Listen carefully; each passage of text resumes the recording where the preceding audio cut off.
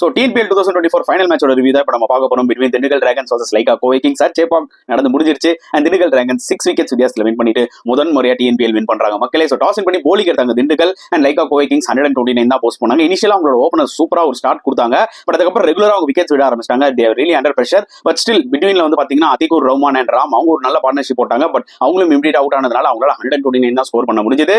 I think Shahrukh Khan ரொம்ப low டவுனா வந்து விளையாடிட்டாரு. அவர் கொஞ்சம் முன்னாடி விளையாடிந்தா கொஞ்சம் பெட்டரா இருந்திருக்கும். பட் திண்டுக்கல் போலிங் எடுத்துக்கிட்டீங்கன்னா நிறைய பேர் சூப்பரா போட்டாங்க. இன்ஃபேக்ட் எல்லாருமே நல்லா போட்டாங்க. வருண் சக்கரவர்த்தி எடுத்துக்கோங்க, ஒரு பக்கம் விக்னேஷ் எடுத்துக்கோங்க, ஒரு பக்கம் சந்தீப் வாரியர் எல்லா 2 விக்கெட்ஸ் எடுத்தாங்க. அஸ்வினும் ரொம்ப எக்கனாமிக்கலா போட்டாரு. அண்ட் சேசிங்ல வந்து பாத்தீங்கன்னா சிவம் சிங் அண்ட் விமல் சீக்கிரமா அவுட் ஆயிட்டாங்க. They are under pressure. But one second Ravichandran Ashwin அவரோட 3வது 50 ஹேட்ரிக் ஆஃப் 50s வேற லெவல்ல விளையாண்டாரு. அவரும் இந்திரஜித்தும் ஒரு சூப்பர் 50 ரன்ஸ் பார்ட்னர்ஷிப். அண்ட் வந்து லாஸ்டா வந்து பாத்தீங்கன்னா சரத்குமார் அவர் நல்ல ஒரு கேமியோ ஆடி வின் பண்ணி கொடுத்துட்டாரு.